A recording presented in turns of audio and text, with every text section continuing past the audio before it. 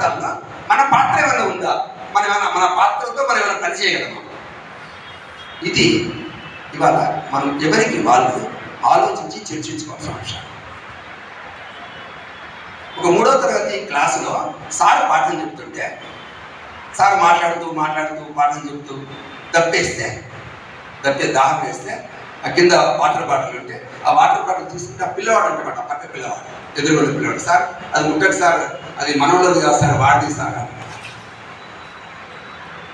ఇది ఎప్పుడో 50 సంవత్సరాల క్రితం జరిగిన సంఘటన కాదు, ఇది 5-6 సంవత్సరాల క్రితం జరిగిన సంఘటన.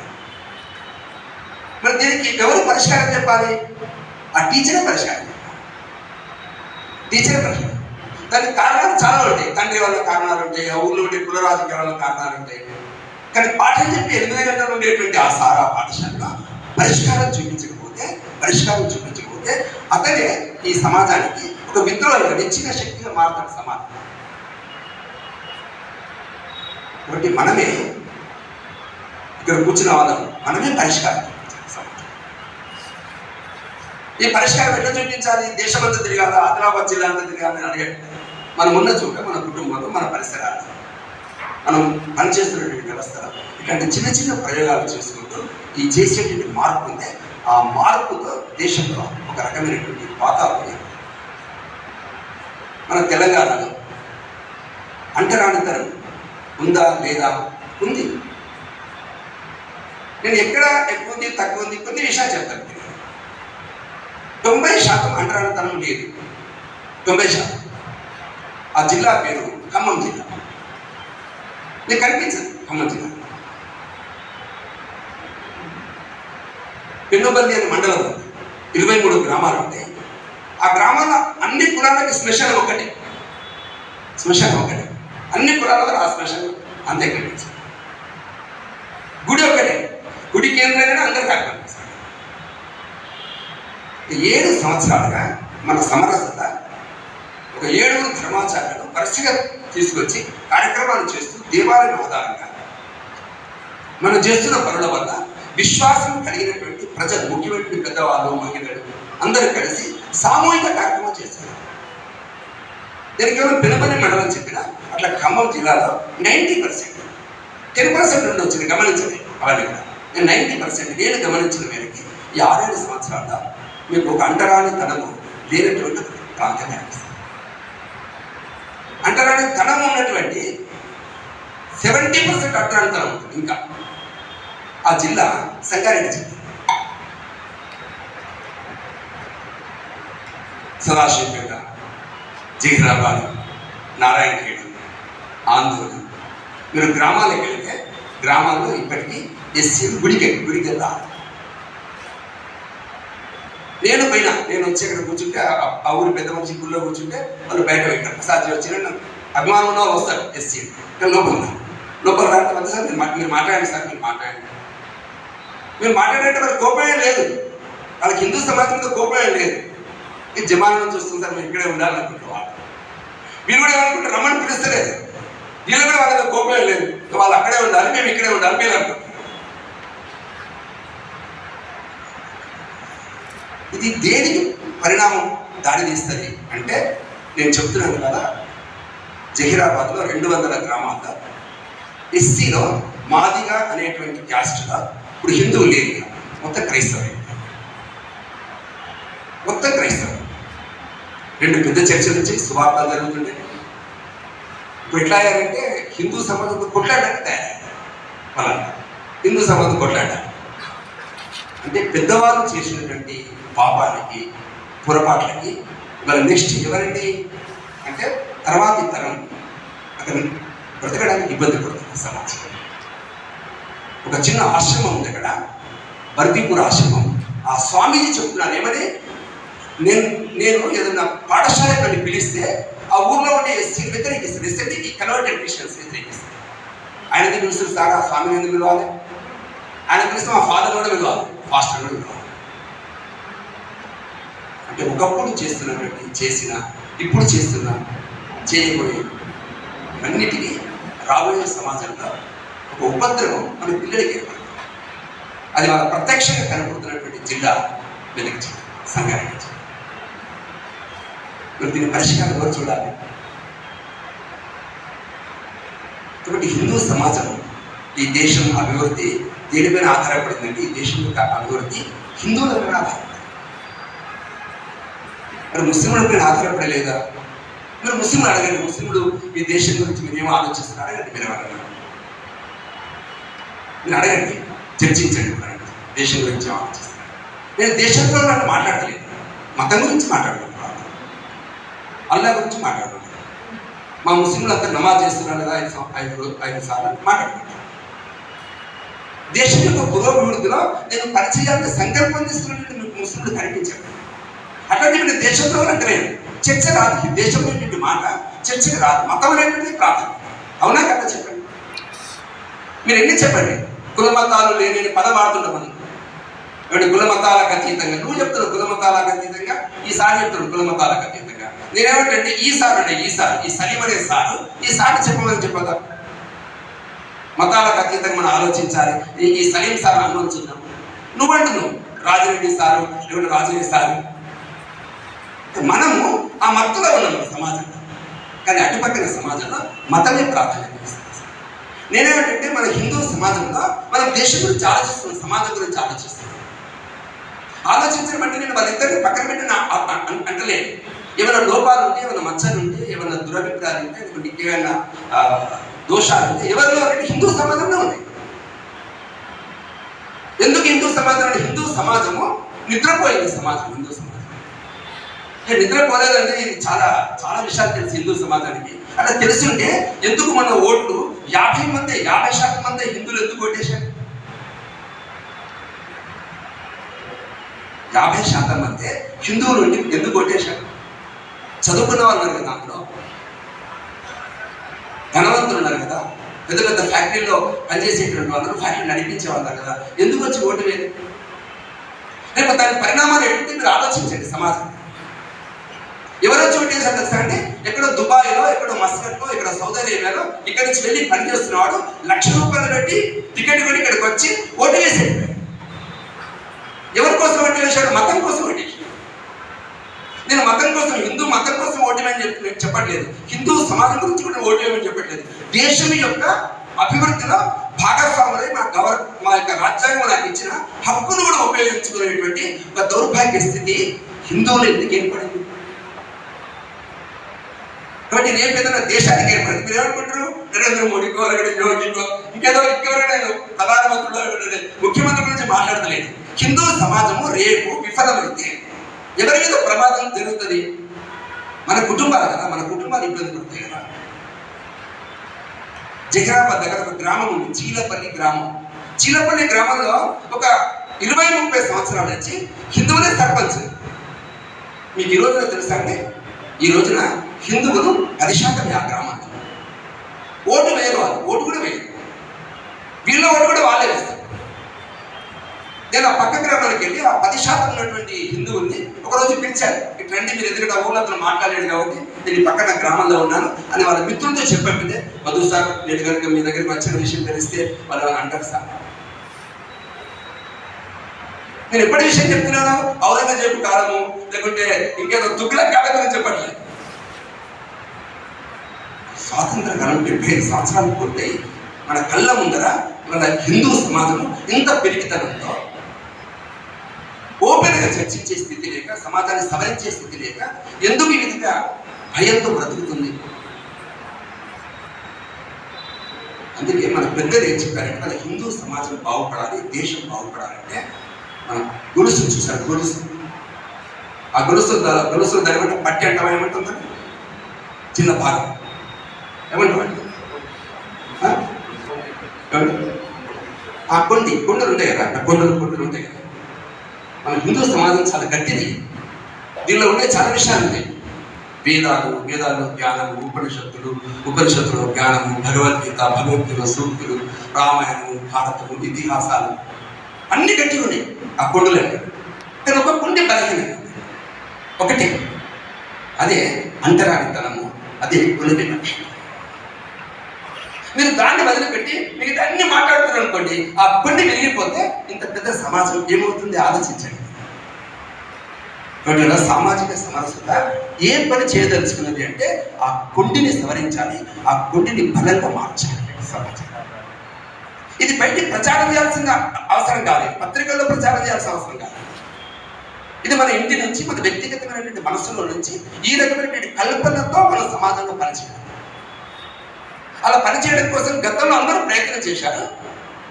మన ఆర్ఎస్ఎస్ యొక్క నిర్మాత, సంఘ నిర్మాత డాక్టర్ జీ ప్రయత్నం చేశారు. మీకు శాఖలో కులాలు అడగలేవారు, శిబిరాల్లో క్యాంపులో కులాలు అడగలేవారు. కానీ మీకు తెలిసిన ఒక రోజున డాక్టర్ జీ శిబిరంలో ఉంటే ఒక కార్యకర్త ఇంకొక వ్యక్తిని తీసుకొచ్చాడు శిబిరానికి ఉండమని. 7 రోజులు ఉండాలి క్యాంపులో.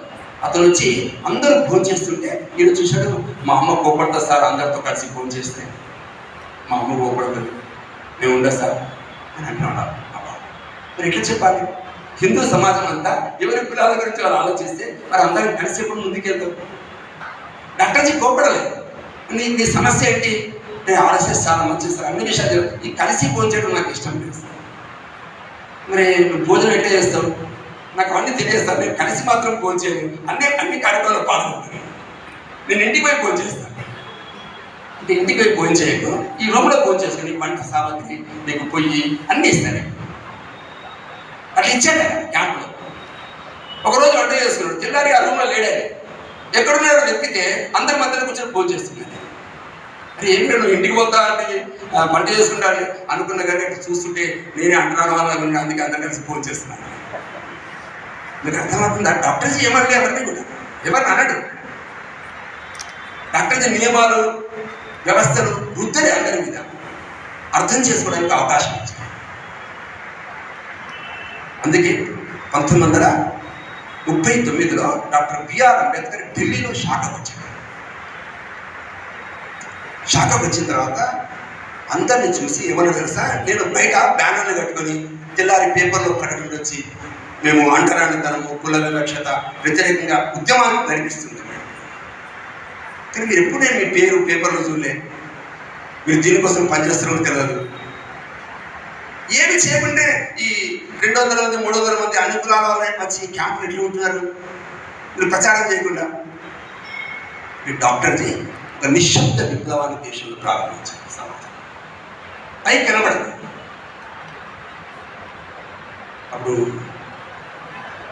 డాక్టర్ బిఆర్ అంబేద్కర్ ఏమన్నారంటే, మీ సమాజంలో సాధువులు సన్యాసం ఉంటారు చూశారు, పెద్ద పెద్ద వాళ్ళు కనుక బయటకు వచ్చి ఏమంటే ఎస్సీ వాడల్లోకి, చిన్న చిన్న నిమ్న వర్గాల యొక్క బస్తీలోకి నడుచుకుంటూ పాదయాత్రలు చేస్తే ఈ దేశంలో హిందూ సమాజాలు మార్పు వస్తుందని చెప్పారు అంబేద్కర్కి. హిందూ సమాజం కోపం లేదు, హిందువుల మీద కోపం లేదు, రాముడి మీద కృష్ణుడి మీద కోపం లేదు. అది ఒకటే ఒక కోపం ఏముందంటే, ఆ రోజు 6 కోట్ల మంది దళితులు గుళ్ళకు రానియే స్థితి ఉంది, కలిసి ఫోన్ చేసి కలిసి పక్కన ఉండే స్థితి లేదు. మరి వీళ్ళంతా ఎటు పోవాలి? ఇది ప్రశ్న. ఆయన కోపం అంతా దానికి కోపం. మీకు నిజంగానే కోపం ఉంటే మనకి ఈ సలహా ఎందుకు ఇస్తాడు? మీ సాధువులు సన్యాసులు అందరు తిరగండి అని ఎందుకంటాడు? ఒకరిద్దరికి కోపం ఉంటే అతను క్రైస్తవుడు కావాలి కదా. అంబేద్కర్ ఎందుకు కాలేదు క్రైస్తవుడు? అతను ఇస్లాం పుచ్చుకోవాలి కదా, ఎందుకు ఇస్లాం పుచ్చుకోలేదు? అతను నాస్తికుడు కావాలి కదా, కమ్యూనిజం పట్టుకోవాలి కదా, ఆ కమ్యూనిజం ఎందుకు పోలే? ఎందుకు బౌద్ధంలో చేయలేదు? ఆ బౌద్ధం కూడా పుట్టింది భారతదేశంలోనే కదా. అంటే ఎంత దూర దృష్టి ఉంటే అంబేద్కర్ ఆ పని చేయాలి. అంటే అంబేద్కర్ని పాజిటివ్గా ఎందుకు ఆలోచించాడు? ఇప్పుడు అంబేద్కర్ని వెనక ఫోటో పెట్టి అయ్యప్ప తిడుతుంటాం కదా. అంటే అంబేద్కర్ని లైసెన్స్గా పెట్టుకొని సమాజం తిట్టే వాళ్ళు చాలా మంది ఉన్నారు. కానీ అంబేద్కర్ ఆ పని చేయలేదే. అంబేద్కర్ ఆ పని చేయలేదే.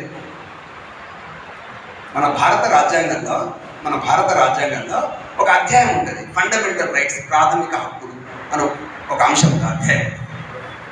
దాని ముందర ఒక పేజీలో ఒక చిత్రం ఉంటుంది. చిత్రం ఏమిటి? ఆ చిత్రం అంటే రాముడు, లక్ష్మణుడు, సీత ఈ ముగ్గురు లంక నుంచి అయోధ్యకు వస్తున్నటువంటి పుష్పక విమానం ఫోటో. అసలు రాజ్యాంగంలో ఈ ఫోటో ఎట్లా పెట్టారని అంబేద్కర్ ఎట్లా ఒప్పుకున్నాడు? అది పోయి ఆ ప్రాథమిక హక్కుల ముందర ఎందుకు పెట్టారు? ఈ దేశంలో మనిషి స్వేచ్ఛగా స్వతంత్రంతో బ్రతుకుతున్నటువంటి వ్యక్తుల మీద దాడులు చేసి దండయాత్రలు చేసి అందరి హక్కుల్ని హరిస్తున్నటువంటి రావణుడిని వధించిన పౌర హక్కులు కాపాడిన రాముడి చిత్రం. రాజ్యాంగ నిర్మాతలు ఎంత ఆలోచించి పెట్టుంటారు అది. ఇంకొక అధ్యాయంలో డైరెక్టివ్ ప్రిన్సిపల్స్, ప్రాథమిక సూత్రాలు, ఇంకోటి ఆదేశిక సూత్రాలు. దాని ముందర ఏం చిత్రం ఉంటుంది? దాని ముందర ఏం చిత్రం అంటే కృష్ణుడు అర్జునుడికి గీత బోధించే చిత్రం ఉంటుంది. అంబేద్కర్ తెలియదు ఈ చిత్రం పెట్టద్దు అని తెలియదు ఆయనకి, కానీ ఎందుకు పెట్టాడు? ఆదేశిక సూత్రాలు ఏం చెప్తున్నాయి? కృష్ణుడు అర్జునుడికి అన్ని చెప్పి, అర్జున నీకు నేను ఏమి చెప్పాలో అన్ని నీకు చెప్పాను, నీకేమి బోధించాలో అన్ని నీకు బోధించాను, నువ్వేం చేయదలుచుకున్నావో ఆలోచించి చెయ్యి. నేను చెప్పాను కాబట్టి చేయని చెప్పలేదు, ఆదేశంగా చెప్పలేదు, ఆర్డర్ జారీ చేయాలి కృష్ణుడు. నీకేది తోస్తే చెయ్యి, అన్ని విషయాలు చెప్పాను. అలాగే ఆదేశ సూత్రాలు కూడా మనకి చెప్పాల్సినవన్నీ చెప్పలేదు. ఏమేం చేయాలి, చట్టంలో ఏం రూల్స్ ఉండాలి, ఎక్కడెక్కడ ఏ వ్యవస్థలు ఉండాలి, గోవును వధించకూడదు, గోవుని కాపాడాలి, గోవును రక్షించాలి, ఇట్లా అన్ని ఆదేశ సూత్రాలు వస్తాయి. ఏమంటే ఉమ్మడి పౌర స్మృతి ఉండాలి, ఆదేశ సూత్రాలు ఉంటుంది. ఉమ్మడి పౌర స్మృతి ఉండాలి, ఆదేశ సూత్రాల భాగం. గోవధ ఏమంటే హత్య నిషేధం ఉంటే ఆ హత్య నిషేధం అందులో ఉంది, ఆ డైరెక్టివ్ ప్రిన్సిపల్స్లో ఇది ఉంది. మీరు ఏం చేస్తారు చేయండి పార్లమెంట్లో. ఇది మీ వివక్షతకి మీ ఆలోచన బదిలీపెడుతున్నా. భారత రాజ్యాంగంలో పీఠికలో ప్రియాంబుల్లో ఏమని రాసుకుంటూ తెలిసిన? దేశ సమగ్రత, దేశ సార్వభౌమత్వం. ఈ దేశ సమగ్రత ఏంటండి? సమగ్రత అంటే ఏమంటే ఇన్ని వేల కులాలు, ఇన్ని వందల వేల భాషలు, నైసర్గికమైన ఇన్ని ప్రాంతాలు, అందరం ఉన్నప్పటికీ మనందరం సమగ్రంగా ఉండాలని కదా చెప్పింది. ఎందుకు ఉండలేకపోతున్నాం? సార్వభౌమత్వం అంటే ఏంటండి? సార్వభౌమత్వం అంటే ప్రపంచంలో ఏ దేశం కూడా కన్నెత్తి వేలెత్తి మన దేశాన్ని చూడకూడదు. అంటే ఏ విదేశీ శక్తులు మన లోపలికి వచ్చి విచ్ఛిన్నం చేయకూడదు. అట్లా ఈ దేశాన్ని సార్వభౌమత్వాన్ని కాపాడుకోవాలి. కానీ ఇవాళ ఈ దేశంలో ఎన్నికలు జరిగితే ఈ దేశంలో ప్రభుత్వాన్ని ఎన్నిక కాకుండా ఈ ప్రభుత్వాన్ని కూల్చేటువంటి కుట్రలు ఎక్కడ జరుగుతున్నాయి? విదేశాలు జరుగుతున్నాయి. చైనా వాడు ఆలోచిస్తారు ఈ ప్రభుత్వం రావద్దని, అమెరికా వాళ్ళు ఆలోచిస్తారు ఈ కేంద్రంలో ఈ ప్రభుత్వం ఉండొద్దని. అంటే 75 సంవత్సరాల తర్వాత కూడా ఈ సార్వభౌమత్వాన్ని కాపాడుకునే స్థితి దేశంలో ఎందుకు లేదు? ప్రజలకు అవగాహన లేదు కదా. మనంత కులాల వారి విడిపోయి ఓట్లేస్తుంటే ఈ దేశ సమగ్రతని ఎవరు కాపాడుతారు సమాజంలో? ఎవరు వచ్చినా సరే మీరు కాపాడండి, మాకు మాత్రం సమగ్రత గురించి మేము ఓటేయం, మేము కులంతోనే ఓటేస్తాం. మేము ఈ రకంగా భారత సమాజంలో రాజ్యాంగం ఉంది, చట్టం ఉంది, నియమాలు ఉన్నాయి, కానీ సమాజంలో జాగృతి లేదు, అవేర్నెస్ లేదు. బట్ హిందూ సమాజము ఇవాళ ఇటువంటి చిన్న విషయాలు, మీరు కాశ్మీర్లో ఏం చేయాలి, లేకుంటే హైదరాబాద్లో ఏం చేయాలి, మెదకులో ఏం చేయాలి, జహీరాబాద్లో ఏం చేయాలి, లేకుంటే ఖమ్మంలో ఏం చేయాలి అడగట్లేదు. ఇప్పుడు ఆదిలాబాద్లో ఏం చేయాలి, ఏం చేస్తే ఇవి కొన్ని మనం ఆచరణాత్మకంగా కొన్ని ప్రయోగాలు చేస్తూ పోతున్నాం. దేశంలో 1969 ఉడిపి 12,000 మందితో ధర్మాచారణ సమ్మేళనం ఏర్పాటు చేశారు. 12,000 మంది వచ్చారు. చిన్న ఆశ్రమాలు, చిన్న పీఠాలు, అందరూ వేదిక మీద కూర్చున్నారు. ఉడిపికి చెందినటువంటి విశ్వేశ్వర తీర్థ స్వామీజీ వారు లేరు, పరమపదించారు. వారు ఒక మాట చెప్పారు, హిందవా సోదరా సర్వే నా హిందురు పతితో భగవతి. ఏ హిందువు పాపి కాదు, పతితుడు కాదు, అందరం సోదరుడు. ఇక నుంచి ఈ పైన వేదిక మీద కూర్చున్నటువంటి ధర్మాచారులందరూ కేవలము ఏమంటే ఒక ఊరికి వెళ్ళి, ఒక గ్రామంకి వెళ్ళి, ఒక దేవాలయానికి వెళ్ళి కేవలం పూజలు చేయించుకోవడం కాదు, గ్రామాల్లో ఉండేటువంటి నిమ్న వర్గాల యొక్క బస్తీల్లోకి వెళ్ళి వాళ్ళని ఆశీర్వదించారు. మీరు హిందువులు అని తట్టి లేపాలి అని ఆ రోజున 69లో ధర్మాచారుల సమక్షంలో తీర్మానం చేశారు. ఈ తీర్మానం చేసినటువంటి ఈ ధర్మాచారులను ఈ విధంగా కలిపి గ్రామాలకు వెళ్ళమని ఎవరు చెప్పారు? గతంలో ఎవరు చెప్పారు? అంబేద్కర్ చెప్పారు కదా. మనం అంబేద్కర్ భావజాలం కాదా మనకి? అంబేద్కర్ ఏది చెప్పాడో అదే కదా మనం చేస్తుంది సమాజంలో.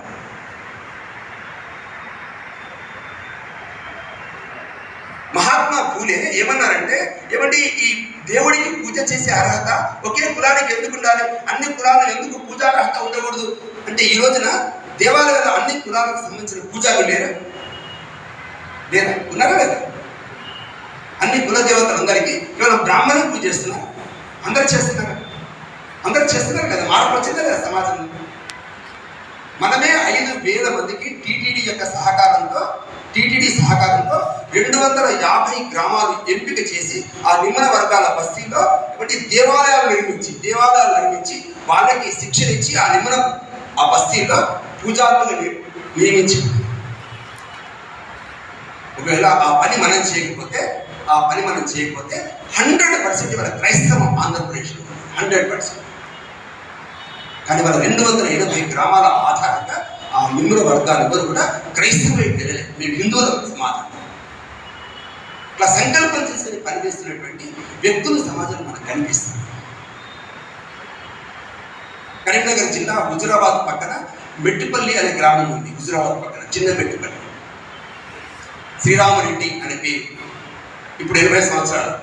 కానీ 10 సంవత్సరాల క్రితమే, నేను 70 సంవత్సరాల వయసులో ఉన్నప్పుడే అతను ఒక 23 లక్షలు ఖర్చు పెట్టి ఒక శ్మశానం కట్టి, ఏమంటే ఒక అంత్యక్రియలు జరిగితే ఒకరికి 20,000, ఒకరికి 30,000, ఒకరికి 70,000 ఖర్చు వస్తుంటే, అంత ఖర్చు మీకు అక్కర్లేదు, నేను 5,000 రూపాయలు నాకు చెల్లించండి, అన్ని 10 రోజుల పాటు అన్ని రకాల సౌకర్యాలు కల్పిస్తా అని చెప్పి రకంగా చేశారు. కానీ ఆర్ఎస్ఎస్ కాదు, విషయం కాదు. అని మన సంఘంతో మన సిద్ధాంతాలు తెలియదని ఆయన మనసులో వచ్చింది. ఏమిటది? మా గ్రామంలో మార్పు తీసుకురావాలి అనే సంకల్పంతో ఆ విధంగా పనిచేసే ప్రయోగాన్ని అతను మన ముందు పెట్టాడు. ఇట్లాంటి ప్రయోగాలు ఈ ఆర్గనైజేషన్ ద్వారా చేయాలని కాదు నేను చెప్పేది.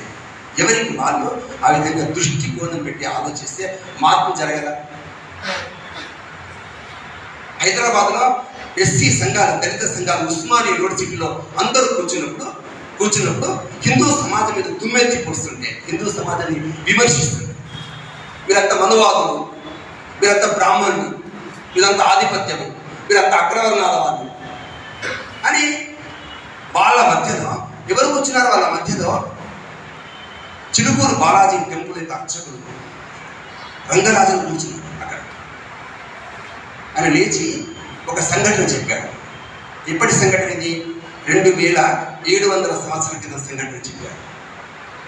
ఏమిటా సంఘటన అంటే, తమిళనాడులో ఒక పూజారి సారంగముని అనే పేరు, సారంగముని ఉదయం 5 గంటలకు వచ్చి స్నానం చేయడానికి వెళ్తుంటే ఆ కావేరీ నది దగ్గర భజన చేస్తున్నటువంటి ఒక వ్యక్తిని పక్కకు తొలగమంటే తొలగకపోతే రాయితో కొట్టాడు. నాకు అడ్డుగా వచ్చా. దెబ్బ తగిలిన తర్వాత తన పక్కకి జరిగాడు. స్నానం చేసి అతను నేరుగా నీళ్లు తీసుకెళ్ళి లోపల గర్భగుడి తలుపులు తెరిచిన తర్వాత ఆ దేవాలయం లోపల భగవంతుని యొక్క నుదుటి నుంచి రక్తం తాగుతుంది. ఆశ్చర్యపోయి అప్పుడు భగవంతుడు చెప్పాడు, ఒరే నువ్వు నాకు పూజ చేస్తున్నావు, సేవ చేస్తున్నావు, నువ్వు నా భక్తుల్ని ఎందుకు కొట్టావని అడిగాడు. పొరపాటు ఏంది? పొరపాటు కాదు, దానికి ప్రాయశ్చిత్తం. ఏమిటి ఆ ప్రాయశ్చిత్తం అంటే, ఆ బయట ఉన్నటువంటి ఆ భక్తుల్ని తీసుకురా లోపలికి, నా దగ్గరికి వెళ్ళి అడిగాడు. లోపల రాడు. నేను రావద్దండి, నేను అంటరాని వాడినండి, నేను లోపల రావాలి, నేను దేవాలయంలో రావాలి, నాకు ఇక్కడే నా మనసులో భగవంతుడు ఎదురు నేను భగవన్నామం చేసుకున్నాను. ఇతను భగవంతుడు ఆదేశించారు తీసుకురామని. ఇదేమో రానంటాడు. చివరికి అతన్ని భుజాల మీద కూర్చోబెట్టుకుని లోపలికి దేవాలయంలోకి తీసుకొచ్చాడు. దాని పేరే మునివాహన సేవ. మునివాహన సేవ దాని పేరు. ఈ కథ చెప్పగానే అక్కడ దళిత సంఘాలు, సార్ 2,700 సంవత్సరాల క్రితం కథ చెప్తున్నాం సార్, మీరు మోస్తారా అని అడిగారు. మీరు మోస్తారా, మీకు దమ్ము ఉందా? మీకు తెలిసిన అదే రంగరాజన్ గుంటూరులో, నెల్లూరులో, ఖమ్మంలో, హైదరాబాద్లో వెంకటేశ్వర స్వామి దేవాలయానికి ఏమంటే ఎస్సీ సామాజిక వర్గానికి చెందినటువంటి భక్తుల్ని భుజాల మీద కూర్చోబెట్టుకుని దేవాలయాన్ని తీసుకొచ్చారు. ఇది మనం చెప్పలేదు. ఆ సంఘటన తర్వాత దలైలామా ఉత్తరం రాశాడు రంగరాజన్ గారు. ఏమని రాశారంటే, ఇదే సంఘటన, ఇదే ఆదర్శమైన స్థితి ఈ దేశంలో అన్ని గ్రామాల్లో జరిగితే అతి తక్కువ సమయంలో ఈ దేశం బాగుపడుతుంది, హిందూ సమాజం ఐక్యత. ఎవరు పెడితే ఎవరు పేరు పెట్టి కండెత్తి సమాజాన్ని చూడాలి. ఈ దేశంలో ఇటువంటి సంఘటనలు ఎన్నో జరుగుతున్నాయి సమాజం. మీ అందరికీ తెలిసినటువంటి భీమన్న, బోయి భీమన్న, మీ అందరికీ ఉంటాడు పేరు బోయి భీమన్న. బోయి భీమన్న విజయవాడలో మన ఆర్ఎస్ఎస్ కార్యక్రమానికి వచ్చాడు. వచ్చిన తర్వాత ఆర్ఎస్ఎస్లో సంఘచాలక అంటుంటాం మన అధ్యక్షుడు, ఆయన ఇంటికి భోజనానికి వెళ్ళాడు. భోజనానికి వెళ్తే కూర్చున్నాడు. కూర్చుంటే వాళ్ళ అమ్మగారు పిలుస్తున్నారు, విస్తరాకు వేసి రాబిడ్డ అని పిలుస్తున్నారు. ఈయన భయపడుతుంది భీమన్న, ఎందుకంటే భీమన్న మాలకులకి చెందినవాడు.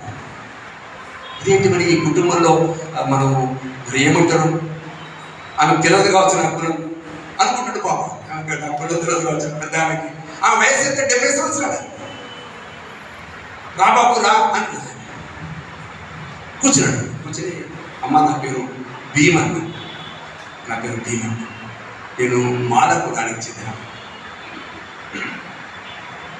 అమ్మ ఏమన్నా తెలిసిన, నాకు ఇవన్నీ తెలియదు బిడ్డ, నాకు ఇవన్నీ ఏం తెలియదు, నాకు ఒకటి తెలుసు, మా ఊరితో ఎవరు వస్తారో అందరు నా ఊరి, మా ఊరితో ఎవరు ఇంటికి వస్తారా అందరూ మా ఊరు. నా దగ్గర ఇట్లాంటి భేదభావాలు ఎందుకు జరిగేది? ఇది మనము ఇంట్లో తల్లిదండ్రులతో పెద్దవాళ్ళతో మాట్లాడుతున్నప్పుడు ఏం మాట్లాడాలి, ఎలా ఉండాలో మనకు కూడా కొన్ని విషయాలు చెప్పకపోతే మన యొక్క అంటరానితనం, వివక్షతని ధర్మానికి జోడిస్తుంది. అంటే ధర్మం వేరు, ఈ దురాచారం వేరు. అంటే మన ధర్మాల అంటరానితనం లేదు, హిందూ ధర్మముల అంటరానితనం లేదు, హిందూ సమాజంలో అంటరానితనం. అంటే ధర్మాన్ని సమాజాన్ని మనం వేరు చూసినప్పుడు ధర్మం ఆధారంగా సమాజాన్ని నిర్మించాలి. ఈ పని ఎవరో సాధు సంతులు మాత్రమే చేయాల్సింది కాదు, మనలాంటి పెద్దవాళ్ళు, మనలాంటి వాళ్ళు ఆలోచించాల్సిన అవసరం ఉంది. ఆ దిశలో ఇవాళ ప్రయత్నాలు జరుగుతుంది మనందరం కదా. మీరు కొన్ని అనుభవాలు చెప్పారు, కొంతమంది చెప్పలేదు, కొందరి కళ్ళకు తెలిసి అవన్నీ ఉన్నాయి. కాబట్టి ఇవాళ ప్రారంభంలో మీరు కూడా చెప్పారు, రాజకీయాలు ఏదో జరుగుతున్నాయో ఓట్ల వేట కోసం, లేకుంటే ఉద్యోగింపుల కోసం, ఇంకా కులాల వారిగా విడదీసే పద్ధతి ఇంకా కొనసాగుతుంది. అధికారం కోసం, అధికార లంపటాలకు ఇంకా దేశాన్ని ఎట్లా చేయాలి అట్లా చేస్తారు. మనం వదిలేస్తే ఇంకా చేస్తారు, మనం కాపాడితే కాపాడుతాం. కాబట్టి రాబోయేటువంటి రోజులలో ఈ ఆదిలాబాద్లో మనందరం కలిసి ఒక సంకల్పం తీసుకొని ఇట్లాంటి కొన్ని దృష్టాంతాలను ఆధారం చేసుకుని మా స్కూల్లో మార్పు, మా ఇంట్లో మార్పు, మా యొక్క దేవాలయాల్లో మార్పు, మేము ఉన్నటువంటి పరిసరాల్లో మార్పు, ఈ మార్పు కోసం నేను ప్రయత్నం చేస్తాను అని సంకల్పం తీసుకోవడం అంటే దానికోసం ఇక్కడ కూర్చోండి. కాబట్టి ఈ మార్పులో ఏం చేయాలి అంటే, ఎవరైతే మనకు తెలిసినటువంటి ధర్మాచారులు ఉన్నారో అలాంటి ధర్మాచారులతో మనం నమస్కారం చేసి వాళ్ళని అక్కడక్కడ ఆయా గ్రామాల్లో మీరు వచ్చి మా గ్రామంలో దేవాలయానికి రండి, ఈ నిమ్మల వర్గాల బస్తీల్లో తిరగండి అని మనం అడిగితే తిరుగుతాం. ఎవరైనా ధర్మాచారం, చిన్న ఆశ్రమం, పెద్ద ఆశ్రమం, అలాగే దేవాలయం యొక్క ధర్మ సంబంధించినటువంటి కార్యకారిణి, ప్రబంధకారిణి, అధ్యక్షుడు, కార్యదర్శుడు ఏమో మీరు దేవాలయంలో ఉత్సాహం చేస్తారు. కానీ నిమ్మల వర్గాల దగ్గర ఉండేటువంటి చాలామంది గుడికి రాలేని వారి స్థితి ఉన్నారు. అట్లాంటి వాళ్ళని మీరు కుంకుమ పూజ పిలవండి, కుటుంబాలతో ఇంకేదో కార్యక్రమం చేయండి, ఇంకేదో వసంత పంచమి పిల్లలు తీసుకొచ్చి అక్షరాభ్యాసం చేయించండి అని ప్రత్యేకంగా ఆ యొక్క ప్రబంధకారంలో ఒకరిద్దరి చేత నచ్చ చెప్పి మనము ఆ యొక్క దేవాలయం అన్ని కులాలకి, కాబట్టి కులానికి అతీతమైన హిందూ సమాజానికి అనేటువంటి పద్ధతిలో ప్రయత్నం చేశామనుకోండి, అది పెద్ద మార్పా కదా చెప్పండి. అలాగే మన కుటుంబాలలో ఒక చిత్రపటము, ఇప్పుడు పైన ఉండేటువంటి ఈ ఫోటోలు ఉన్నాయి కదా, ఈ ఫోటోలతో కూడినట్టు ఒకటే చిత్రపటం, ఇన్ని ఫోటోలు పెట్టాలని అంటలేదు. ఒకటే చిత్రపటంలో ఒక 5-6 సంబంధించిన చిత్రాలు మనం పెడితే మీ పిల్లవాడు అడుగుతాడు, మీ మనవడు అడుగుతాడు, మీ భార్య అడుగుతుంది, మీ తల్లి అడుగుతుంది, ఎవరు బిడ్డ వీళ్ళంతా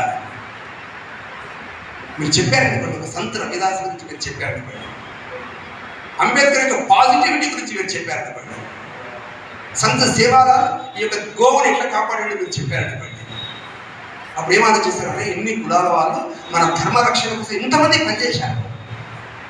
కానీ మా కులమే కాదు, అన్ని కులాల వాళ్ళు మహానుభావులు పుట్టారు. అన్ని కులాలు ఎంత మంచి వాళ్ళు ఉన్నారు సమాజంలో. ఈ దిశలో మన కుటుంబంలో ఒక చిత్రపటం పెట్టలేమా? ఆ చిత్రపటం ఆధారంగా మన పిల్లలే మనం చెప్పలేమా? అట్లాగే సోషల్ మీడియాలో, వాట్సాప్లో, ఫేస్బుక్లో, లేకుంటే చిన్న చిన్న 2 నిమిషాలు 30 సెకండ్లు ఉండేటువంటి సోషల్ మీడియాలో చక్కగా గుర్తుంటుంది. మన హిందూ సమాజాన్ని విమర్శిస్తూ, ఎగతాళి చేస్తూ, వెక్కిరిస్తూ, అబద్ధాల మీద అబద్ధాలు ప్రచారం చేస్తుంటే మనమేం చేస్తాం తెలుసా? ఆ చిత్రాన్ని మనం షేర్ చేసి ఈ పక్క వాళ్ళకి షేర్ చేస్తాం. ఏమైనా షేర్ చేస్తాం? ఇట్లాంటి వాళ్ళు ఉన్నంతకాలం మన హిందువులు ఇట్లా ఉంటే మన హిందువులకు బుద్ధి రావు అని చూడండి అని ఇస్తాం. ఈయన ఆయన చేస్తాడు. కాబట్టి ఏమి వింటున్నాం మనం అంటే నెగిటివిటీని ప్రచారం చేసుకుంటున్నాం. నెగిటివిటీ, ఆ నెగిటివిటీకి సమాధానం చెప్పవాళ్ళు. నెగిటివిటీ అంటే ఈ సమాజంలో మిమ్మల్ని వాడు తిడుతుండ్రా అని చెప్తుంటే ఈయనకు కోపం ఉంది కాబట్టి దానికి ఎట్లా ప్రతీకారం చూసుకోవాలనుకుంటాడు. ఇతనేమనుకుంటాడు, మరి అందరూ మనం తిడుతుర్రా, కాబట్టి మనం హిందూ అని చెప్పుకోవద్దు, మనం బయటకు పోతారా, అందరి ముందర బయటపడద్దా, మనకి ఇట్లే ఉండాలా. ఆ రాజకీయాలు చూసిన అనుకోండి, ఎందుకు సెక్యులరిజం పాటించడానికి ఎందుకు మనకు అర్థమవుతుందా? ఆ యొక్క షేర్ చేస్తున్నటువంటి ఆ వీడియో అందరికి బలాన్ని ఇవ్వదు, అందరికి శక్తిని ఇవ్వదు, నెగిటివిటీ కూడా ఇస్తుంది. ఇస్తాయి కదా. కాబట్టి దానికి సమాధానం రాయగలిగేటువంటి పద్ధతిలో మనమే ఒక చిన్న వీడియో తయారు చేసి, మనమే ఒక సోషల్ మీడియాలో ఒక చిన్న పోస్ట్ పెట్టి, దానికి సరైన పద్ధతిలో ఒక చిన్న వాక్యం పెట్టి మన మీద ప్రచారం చేయడం. ఈ పని మన మీద చేయాలి.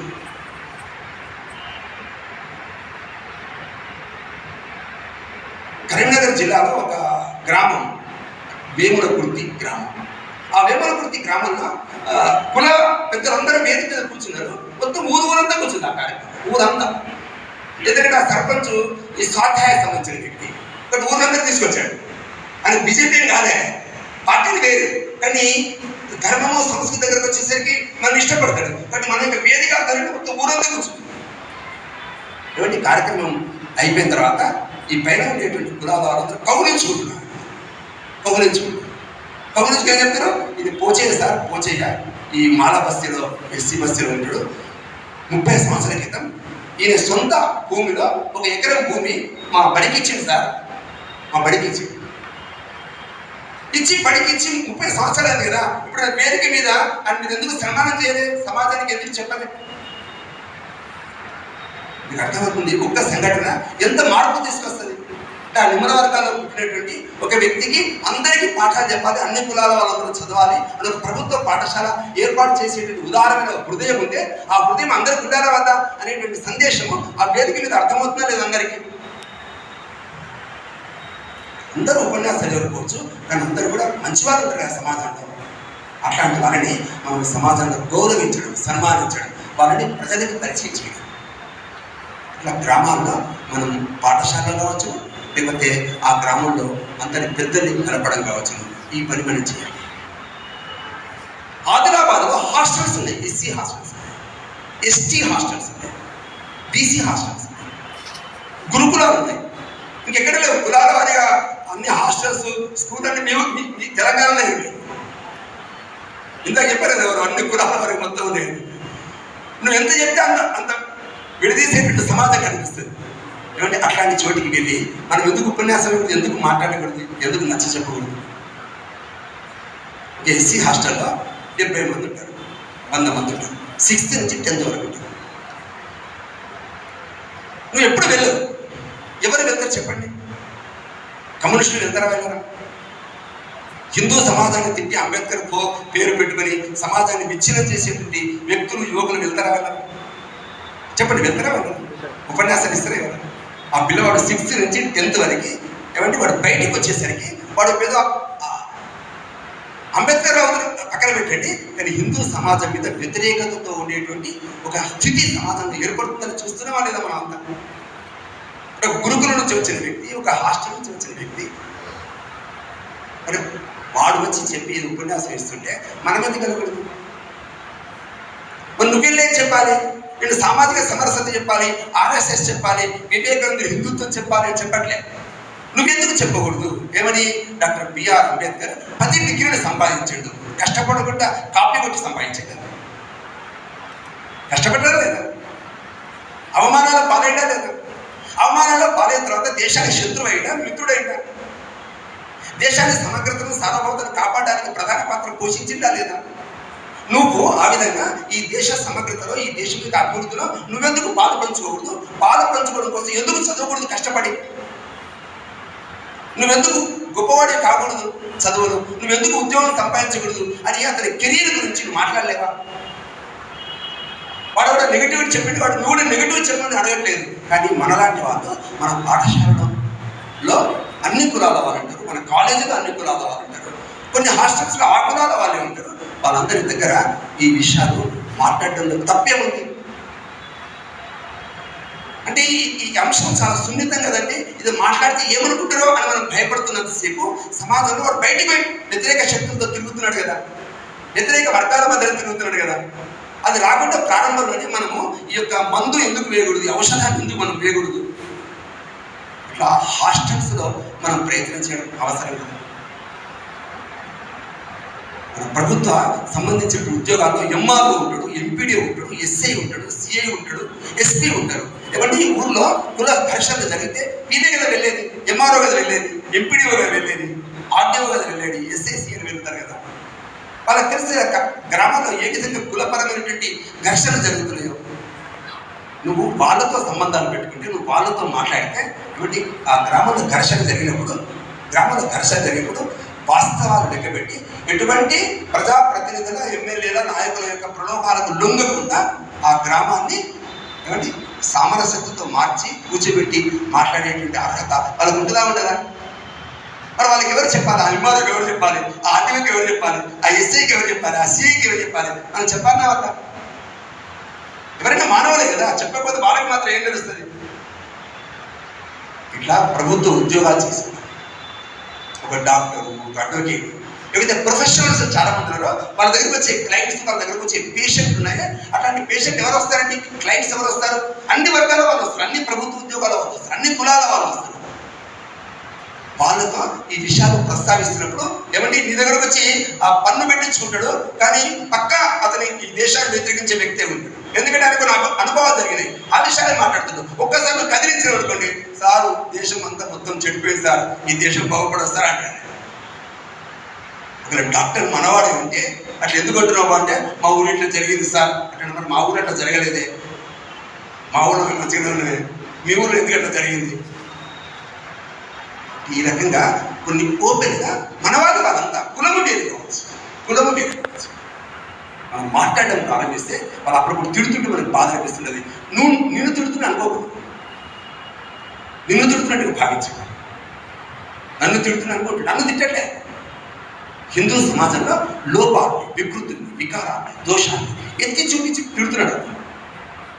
దానికి బాధపడి మనం సంస్కరించుకోవాల్సిన అవసరం ఉందా లేదా సమాజంలో? 1931 నాసిక్లో ఇప్పటికీ భవ్యమైనటువంటి రామ మందిర్ ఉంది. ఆ రామ మందిరంలో రాముడు నల్లగా ఉంటాడు, అందుకే దాని పేరు కాలారాం మందిర్. దాని పేరు లోపలికి ఎస్సీలను రానివ్వలేదండి, ఇప్పుడు రానివ్వలేదు.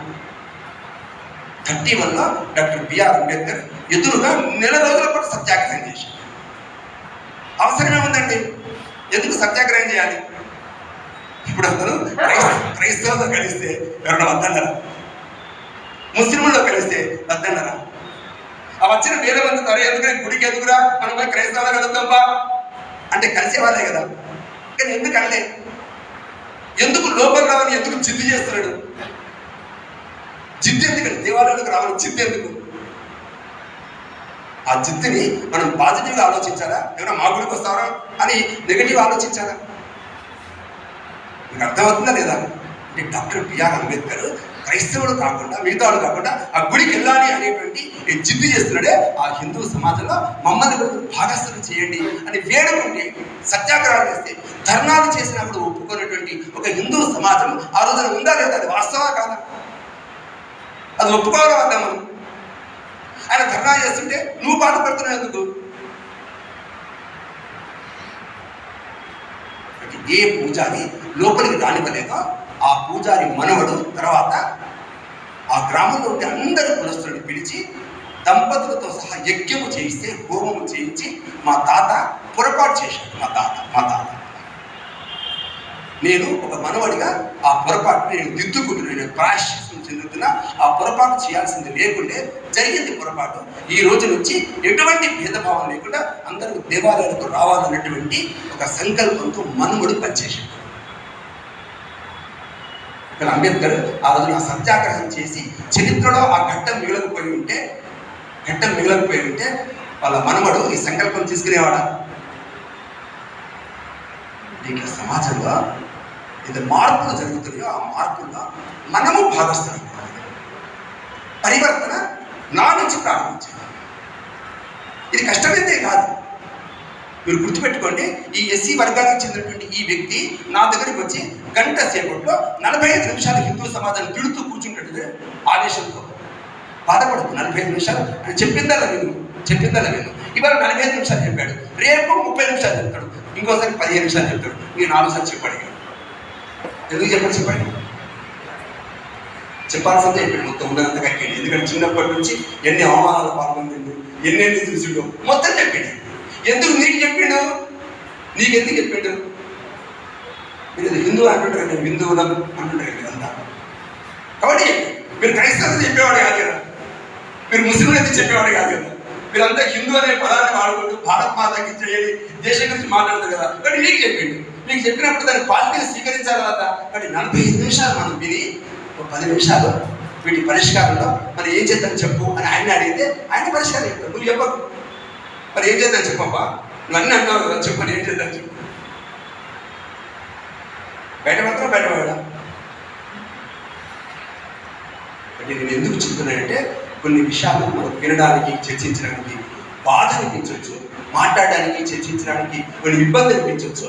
కానీ రాబోయే రోజుల్లో మనలాంటి హిందూ సమాజం, నేను ఇక్కడ కులాల గురించి నేను ఆలోచించాను, ఏ కులాల వారు ఉన్నారు నేను మాట్లాడలేదు. కానీ మనందరం కూడా హిందువులకు ప్రతినిధులు. మనందరం హిందువులకు ప్రతినిధులు. ఒక గ్రామంలో ఒక రెడ్డి కులస్తుడు గుడికి రానివ్వకపోతే రెడ్డి కులస్తుడు రానివాడని చెప్పారండి. ఎవరు రానివారని చెప్తారండి? హిందూ సమాజం రానివారని చెప్పారు. గ్రామంలో ఈ కులస్తుడు చేసేటటువంటి పొరపాటు కన్నా ప్రపంచం మొత్తంలో హిందూ సమాజం బదనాం అవుతున్నారని చెప్పండి. సమాజంలో పోనీ ఆ కులస్తుడు ఎవరైతున్నారో ఆయనకు హిందుత్వం గురించి తెలుసా? రామాయణ ఇతిహాసం తెలుసా? రాముడి యొక్క గొప్పతనం తెలుసా? వేదంలో ఉండే గొప్పతనం తెలుసా? హిందూ సమాజం విషయాలను కలుపుకోవాలని తెలుసా? ఏం తెలియదే. అట్లా సమాజంలో కులాలు మాత్రమే నిండిపోయి ఆ కులాల్లో ఉండే వాళ్ళకి కులాలకు అతీతంగా నేను హిందువుని అని భావించేటువంటి మనస్సు రానంత వరకు సమాజంలో ఇట్లాంటి విపత్తులు సమాజంలో సంభవిస్తాయి. అందుకోసమే సమాజంలో అన్ని వర్గాల మధ్యలో ఈ సామాజిక అంశాలన్నీ మనం పాజిటివ్గా, ఘర్షణతో కాదు, పాజిటివ్ అలా చర్చిస్తుంటే ఒక పెద్ద మార్పు సమాజంలో వస్తుంది. 7 సంవత్సరాలుగా ఈ ఆర్గనైజేషన్ పనిచేస్తున్న కారణంగా 200 గ్రామాలు, నేను 200 గ్రామాలకి, మీకు 200 గ్రామాల్లో ఒక ప్రత్యక్ష మార్పు. ఇది నేను చేసిన పని కాదు. ఇది మన ఆ గ్రామంలో మనం ఎంపిక చేసిన ఒక టీచరు, ఎంపిక చేసిన ఒక వ్యవసాయదారుడు, ఎంపిక చేసిన పెద్ద మనిషి, ఎంపిక చేసిన డిగ్రీ విద్యార్థి, ఇంటర్మీడియట్ విద్యార్థి, వీళ్ళే ఇద్దరు ముగ్గురు కలిసి మీరు ఏం చేయాలో చెప్పండి అంటే ఒక 4-5 ప్రయోగాలు చేసి ఆ గ్రామంలో ఆ విధంగా అసమానత లేనటువంటి ఆ పద్ధతిలో ఆ గ్రామాన్ని నడుపుతున్నటువంటి తీరు ఉందే. ఇవాళ మన కళ్ళతో ఆ దృశ్యాన్ని మనం చూస్తాం. సిద్దిపేట దగ్గర అందే అనే గ్రామంలో ఎవరి సరిగ్గా 7 సంవత్సరాల క్రితం రావణాసురుడిని కాల్చడం కోసం దసరా రోజున తీసుకెళ్తుంటే ఎస్సీలంతా ఒక దిక్కు, బీసీలంతా ఒక దిక్కు, గల్లాలు పట్టుకుని కాలు పట్టుకుని కొట్టుకుంటారు. ఎవరు దానికి నాయకత్వం వహించింది? ఎస్సీలకు నాయకత్వం వహించినటువంటి వ్యక్తి హైదరాబాద్లో పొట్టి శ్రీరాములు యూనివర్సిటీలో డప్పు మీద ఎవరి పిహెచ్డీ చేసేటువంటి లీడర్.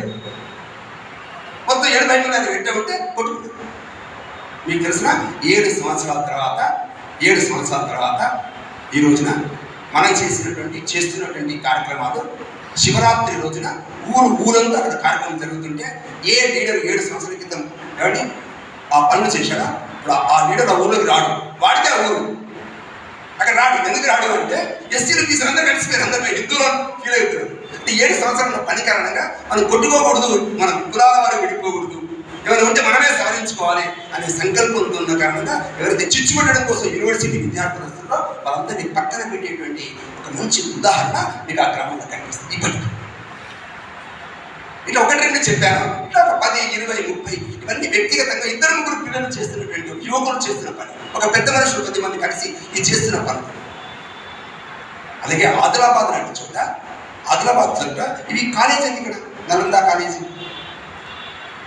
ఏమంటే వందలాది మంది వేలాది మంది విద్యార్థులు ఉంటారు. మీకు వెళ్ళేటువంటి చోట 10th క్లాస్ 8th క్లాస్ విద్యార్థులు ఉంటారు. నేను ఏమంటే చాలా మంది గవర్నమెంట్ స్కూళ్ళలో పేదవాళ్ళే కదా చదువుతుండేది, ఇవన్నీ సుమారుగా నిమ్న వర్గాల కులాలే కదా చదువుతుండేది. వాళ్ళ మనసుల్లో ఈ సమరసత భావంతో ఒక సంఘటన ఘట్టం కథ చెప్పామనుకోండి, వాడు బయటికి ఎంత ఆనందంగా వస్తాడు. డాక్టర్ బిఆర్ అంబేద్కర్ 10th క్లాస్లో పాస్ అయిన తర్వాత ఆయన చేతికి ఏం పుస్తకం ఇచ్చారు? బుద్ధుని పుస్తకం ఇచ్చారు వాళ్ళ గురువు కృష్ణాజీ కేలూస్కర్. ఆయన అగ్రవర్ణానికి చెందిన వ్యక్తి. అరే మీ కులంలో మీ బస్తీలో నువ్వే 10th క్లాస్ మంచిగా పాస్ అయినావు అని ఆ పుస్తకం ఇచ్చిన కారణంగా ఆ అంబేద్కరే కదా క్రైస్తవం, ఇస్లాం, కమ్యూనిజం వెళ్ళకుండా బుద్ధుల్లోకి వచ్చారు. ఇవ్వకుండా ఉంటే కాబట్టి ఈ రోజున మన పాఠశాలలో వాడు 8th, 9th, 7th మీరు ఆలోచించకండి. ఆ 7th, 8th, 9th పిల్లవాడే 15 సంవత్సరాల ఊళ్ళో వాడే లీడర్, వాడే ఊరు నడిపిస్తాడు. కాబట్టి 8, 9, 10 తరగతులు చదువుతున్నటువంటి వాళ్ళ హృదయాల్లో, మెదళ్లలో ఈ సమాజాన్ని సంస్కరించాలి, ఈ సమాజాన్ని కలపాలనేటువంటి భావన కలిగినటువంటి వ్యవస్థతో మనం కూడినటువంటి సంఘటనలు ఎవరు చెప్పాలి? టీచర్స్ చెప్పాలి. ఇట్లా మార్పులు నేను మీరు ఇవన్నీ చెప్పగలుగుతారు, ఇవన్నీ చేయగలుగుతారు. నేను కొన్ని ఉదాహరణలు నేను ముందు ఉంచాను. కాబట్టి ఈ రోజు నుంచి మనం ఈ రోజు పూర్తి కాలే, ఈ రోజు ఏదో ప్రసంగం అయిపోయింది కాబట్టి మార్పు వస్తాయని అనుకోవట్లేదు. కానీ ఇక్కడ ఎవరైతే పిలిచిన వాళ్ళందరినీ మిమ్మల్ని ఎందుకు పిలిచారు? మిమ్మల్ని ఎంపిక చేశారు. మనందరం కూడా కొన్ని పనులు చేయగలుగుతాం అనేటువంటి విశ్వాసంతో మిమ్మల్ని పిలిచారు. రవీంద్ర గారు కానీ, మన విజయ్ గారు కానీ, రమేష్ రెడ్డి, రాజేశ్వర గారు కానీ. కానీ మనందరం ఏం చేస్తామంటే కొన్ని బాధ్యతలు పంచుకొని చేస్తాం. ఈ సమరసత ఎట్లుంటుందంటే, నేను 7 సంవత్సరాల క్రితం వచ్చాను ఈ సమరసత. నేను వచ్చి నాకు కూడా ఏం తెలియదు, నాకు కూడా అర్థం కాదు సార్ ఏంటది అంటే, మనకు కూడా అర్థం కాదు పని ఎట్లుంటుంది. కాబట్టి నెమ్మదిగా మనందరం కూడా కలిసి ఒక 15 మంది 20 మంది టీముగా ఉండి కొన్ని కార్యక్రమాలు మనం ప్రయోగాత్మకంగా చేస్తుంటాం. సమరసత అనేటువంటి వేదిక చూసారా, ఇది అన్టచబుల్గా అందరూ ఆదరించేది. మీరు గవర్నమెంట్ దగ్గరికి వెళ్ళినా, పోలీస్ ఆఫీస్ దగ్గరికి వెళ్ళినా, కలెక్టర్ దగ్గరికి వెళ్ళినా, మీరు ఎవరి దగ్గరికి వెళ్తే సమాజం దగ్గరికి వెళ్ళినా ఎవరు వద్దారు, ఇది అందరూ కోరుకునేది. అంటే రాజ్యాంగబద్ధమైనటువంటి ఆ రాజ్యాంగం యొక్క పీఠిక ఉందే, ఆ పీఠిక కోసం కష్టపడుతున్నటువంటి సంస్థ. ఆ పీఠిక అదే ఉంటుంది కదా. ఇవన్నీ ఏం చేస్తాం, ఇవన్నీ కూడా మేము ఈ సమాజంలో రూపొందాలని కటిబద్ధులమైన రాసుకుంటాం. పీఠికలు మనల్ని మనం అందులో కటిబద్ధులమై పనిచేయాలి, సమగ్రత కోసం, సార్వభౌమత కోసం. అదేవిధంగా సమరసత కూడా ఆ కటిబద్ధతతో పనిచేయాలని సంకల్పం కలిగింది. మీరు చేసే కార్యక్రమాలు ముందుగా మాకు తెలపగలరు. మీరు చేసే ప్రతి కార్యక్రమాలు మీకోసం మీ టీవీలో రావాలి అంటే మీరు ఛానల్ వాట్సాప్ నంబర్కు వీడియోలు పంపగలరు. సెల్ 9490739246.